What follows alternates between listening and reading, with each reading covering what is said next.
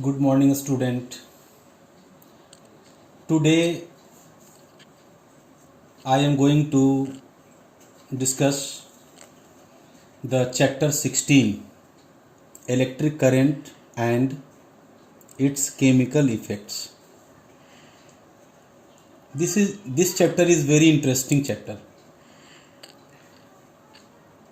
Electric current.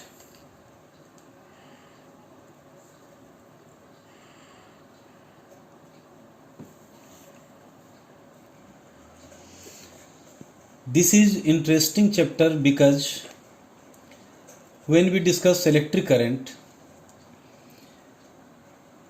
there are so many questions arises in our mind. What is charge? What is friction? How charge is formed? And so many questions arises in our mind. So let us start to understand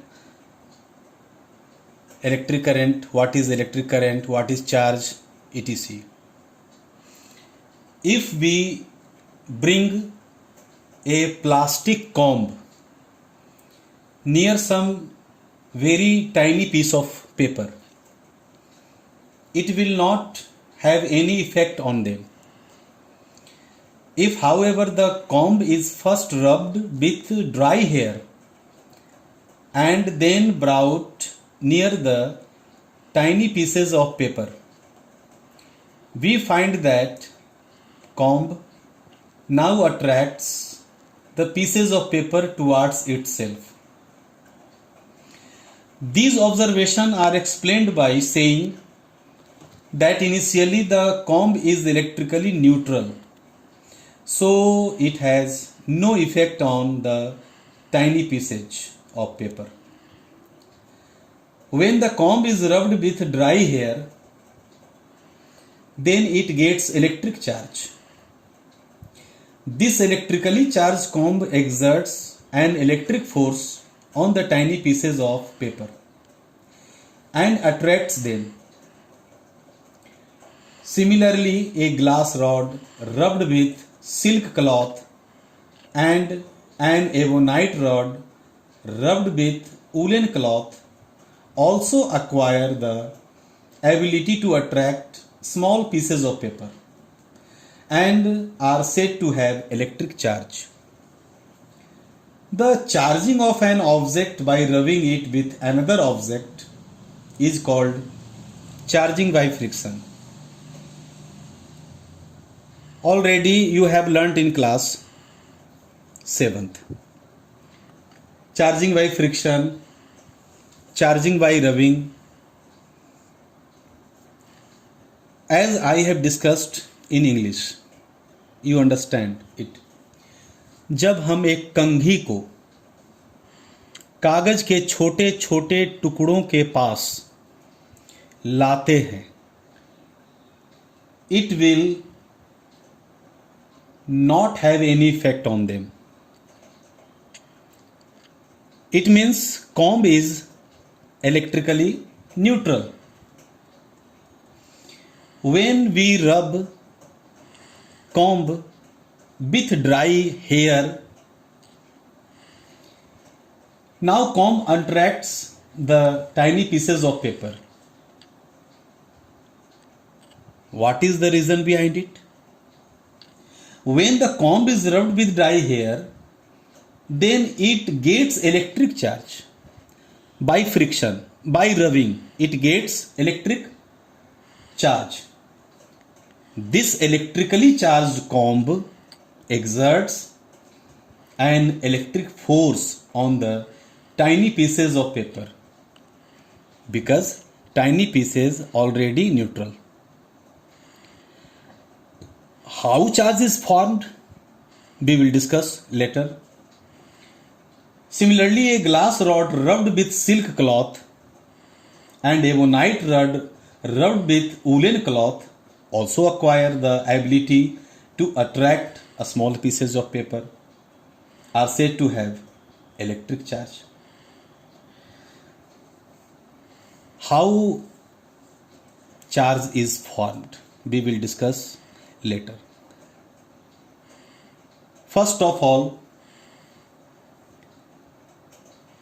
we have to know how many types of electric charge.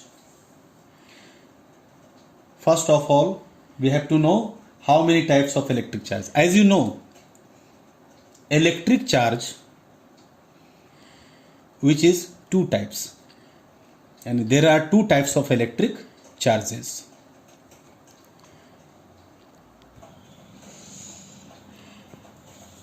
It has been found by experiments that there are two types of electric charges: positive charges and negative charges.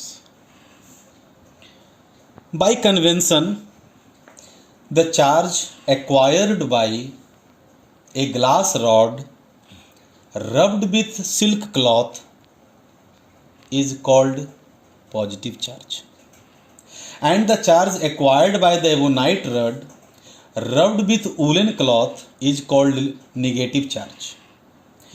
An important property of electric charge is that, what is important point?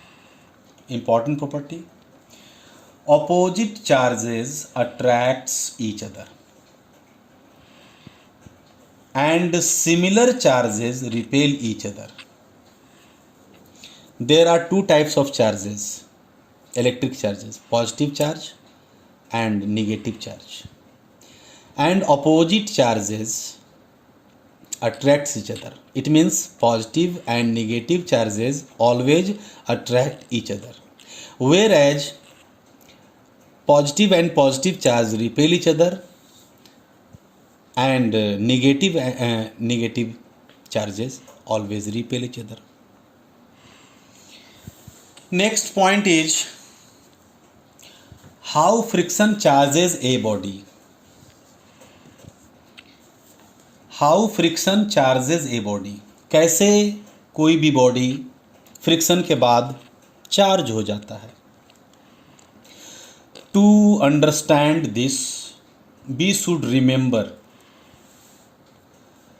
that a neutral body,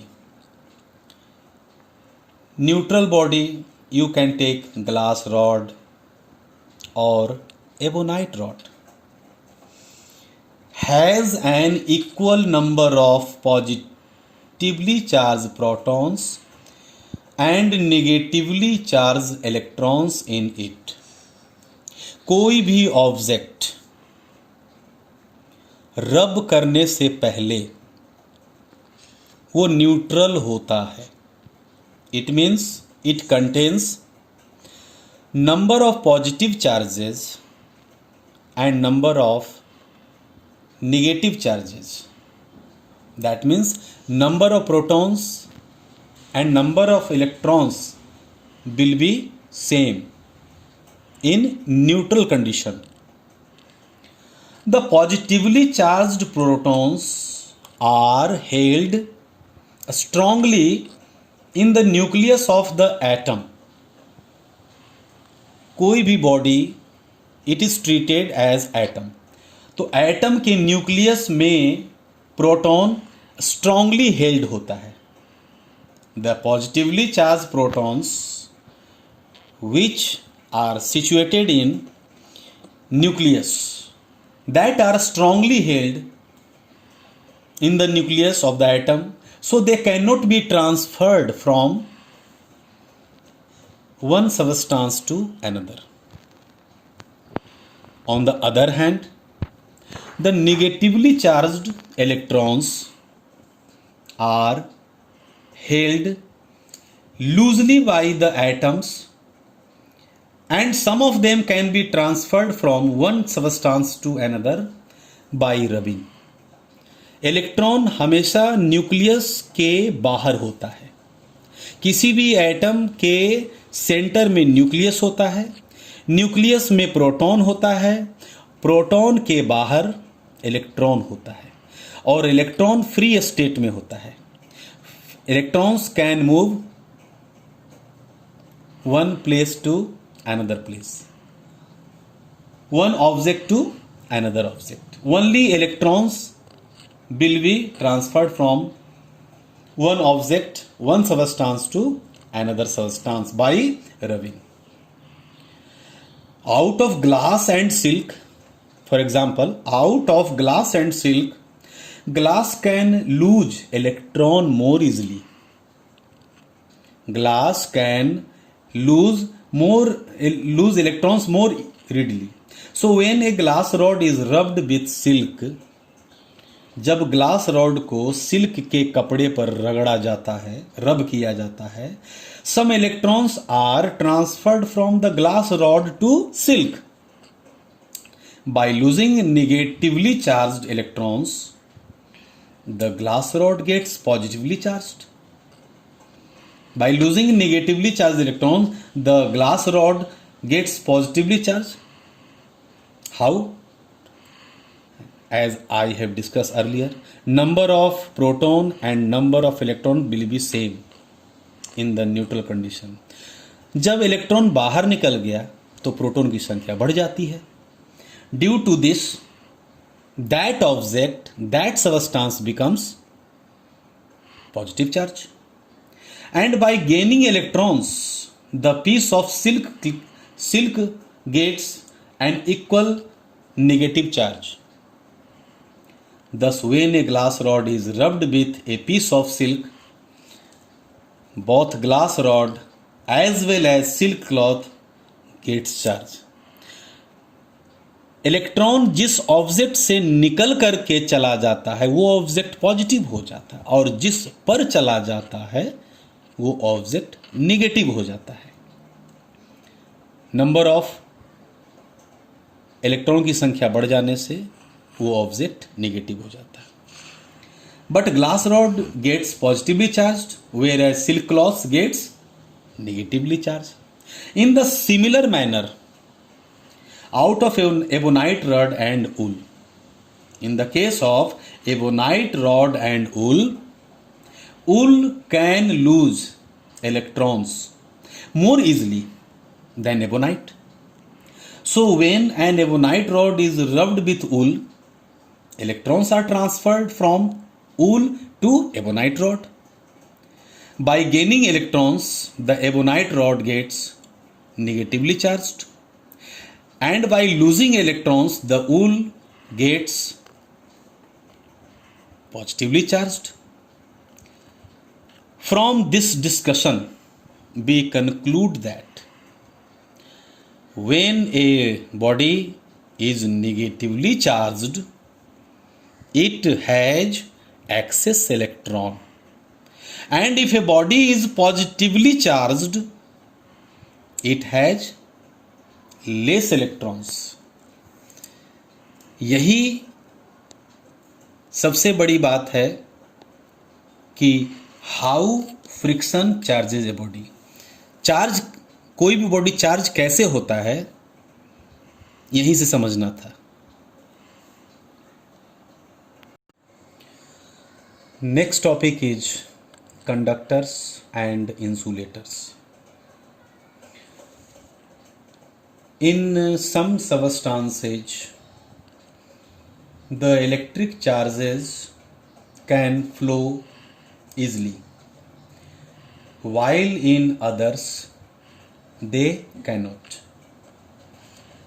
So all the substances can be divided into two electrical categories: conductors and insulators. जितने भी substance हैं सारे substance को दो electric categories में divide किया गया है: conductors and insulators. Conductors, those substances through which electric charges can flow are called conductors. But the flow of electric charges is called electricity.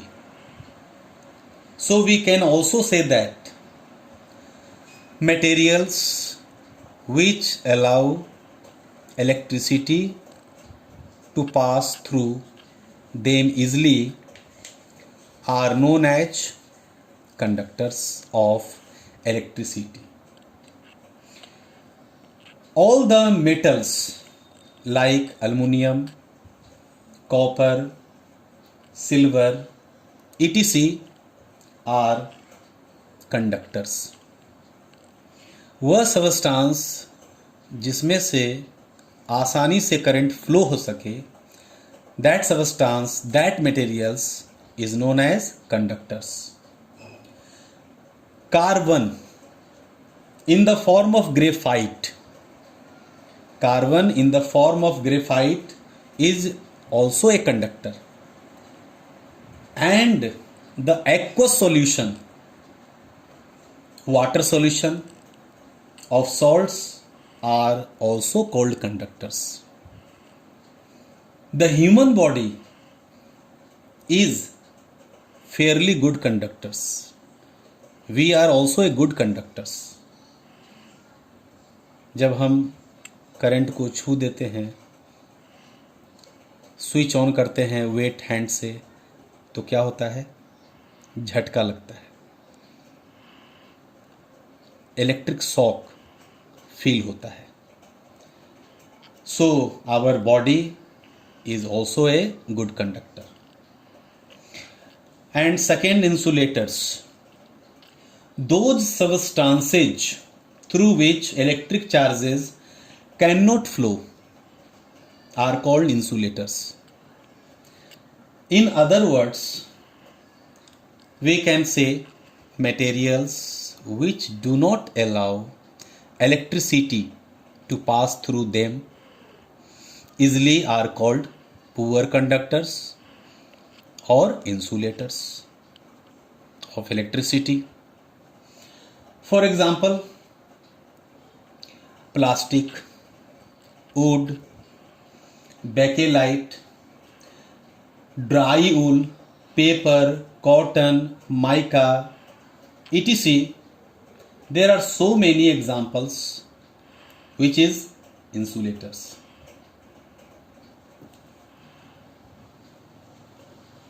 All the conductors have some electrons which are loosely held by the nuclei of their atoms. These electrons are called free electrons and can move from one atom to another throughout the conductor. The presence of free electrons in a substance makes it a conductor. कोई भी substance conductors क्यों कहलाता है? Because it contains free electrons. Due to this, the substance makes it a conductors of electricity. But insulators do not contain any free electrons. Due to this, it is a insulator. It cannot flow electric charges from one point to another point. That is why it is called insulators. It is the first session of chapter 16, electric current and its chemical effect. Next day I will discuss conduction through liquids and its activity, cause of conductivity of liquids. Okay, thank you.